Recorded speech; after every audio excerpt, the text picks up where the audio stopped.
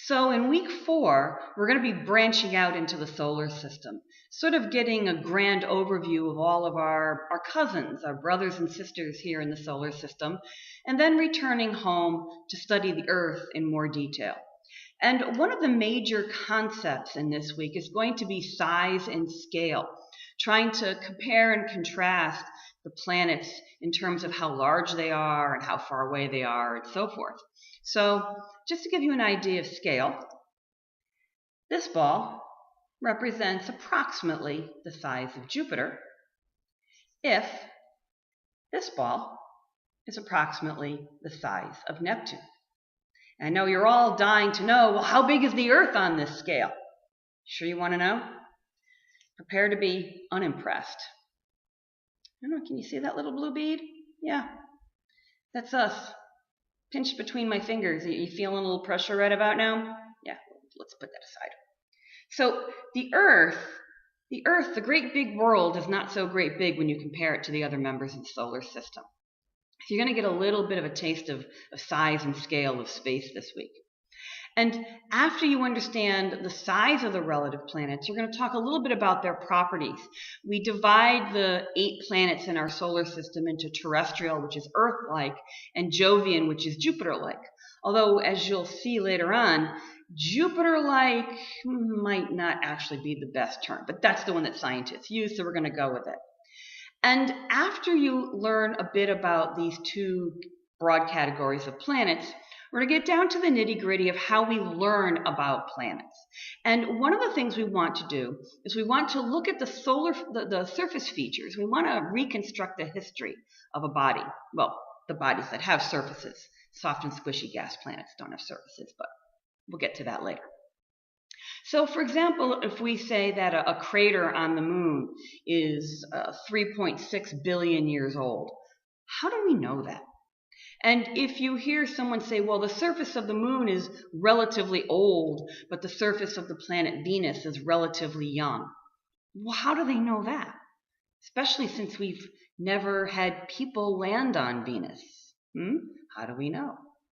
Well, the 2 main ways that we sort of estimate the ages of the surfaces of planets and rocky moons, first is by using something called crater counts.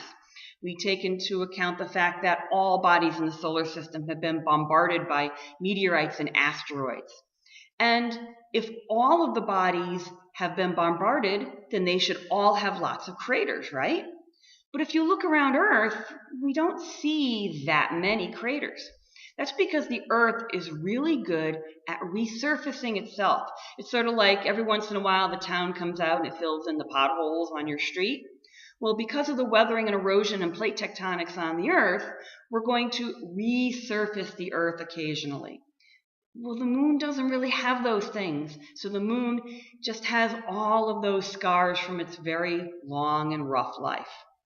Another way that we figure out the relative age of a surface is by using radioactive dating. Radioactive dating uses the concept of half-life that you might have heard of. I'm not going to go into detail here, but half-life and radioactive dating is one of those concepts that you really need to think about and go over slowly. There's a video that I have that uses pennies that hopefully will help you out. Now, I mentioned plate tectonics about half a minute ago. You might have been familiar with the term continental drift. Well, plate tectonics is just the modern version of continental drift. This is an explanation of how the surface of the Earth has changed over time and how the continents have shifted relative positions. You might have heard of Pangaea. Pangaea was a supercontinent hundreds of millions of years ago, but it was not the first supercontinent.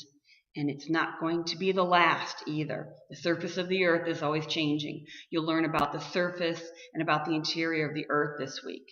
And you're also going to learn about how the Earth changed over time, not just in the motion of the continents, but about how its atmosphere has changed over time. And the important role that life, microbial life, all the way through human life, has played and continues to play a role in changing the atmospheric composition of our planet. Now, this is going to be the week where you're going to be learning about something you may have heard in the news, climate change, and the underlying physical principle, the greenhouse effect. So this week you will learn about a wide variety of topics, some of them very close to home, some of them in the news, some perhaps a little bit more esoteric.